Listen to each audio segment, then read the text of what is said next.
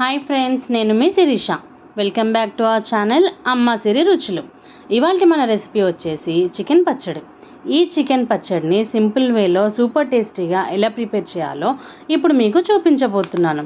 Perfect మెజర్మెంట్స్తో యమ్ అనిపించేలా super టేస్టీగా ఎలా చేయాలో చూడండి. చికెన్ పచ్చడి కోసం బోన్లెస్ చికెన్ని తీసుకోవాలి.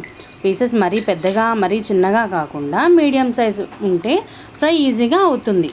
చికెన్ని బాగా కడిగి ఆరబెట్టిన తర్వాత 1 టీ స్పూన్ ఉప్పు, 1 టీ స్పూన్ పసుపు వేసి బాగా కలిపి అరగంట పక్కన పెట్టాలి. ఇప్పుడు మసాలా కోసం 2 స్పూన్లు ధనియాలు, 1 దాల్చిన చెక్క, 3 యాలకులు, 3 లవంగాలు, 1/2 టీ స్పూన్ జీలకర్ర, 1/4 టీ స్పూన్ మెంతులు వేసి వేయించుకోవాలి. ఇవన్నీ చల్లార్చి మెత్తగా మిక్సీలో పౌడర్ చేసుకోవాలి.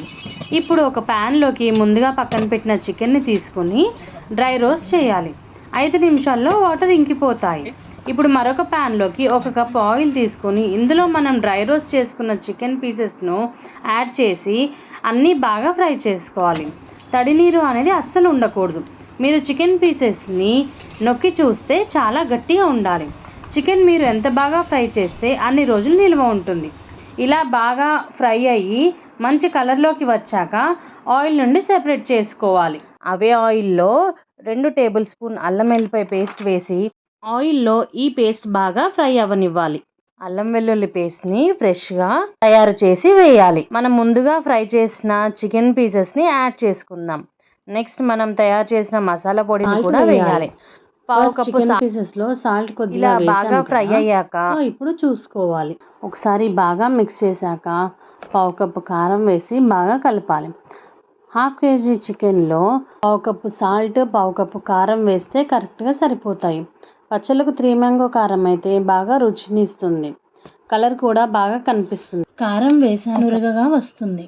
అంతే, ఇక స్టవ్ ఆఫ్ చేసి పక్కన పెట్టి చల్లారనివ్వాలి. చికెన్ పచ్చడి చల్లారాక నిమ్మరసం పిండుకోవాలి. అంతే, ఎయిర్ టైట్ కంటైనర్ బౌల్కి తీసుకొని స్టోర్ చేసుకోవాలి. Super yummy and delicious chicken pickle ready. ఒకసారి మీరు కూడా ఇది ట్రై చేసి ఎలా అనిపించిందో కామెంట్ చేయండి. మీకు చికెన్ పికిలే కాదు ఇంకే ఐటెం కావాలన్నా మాకు DM చేయండి.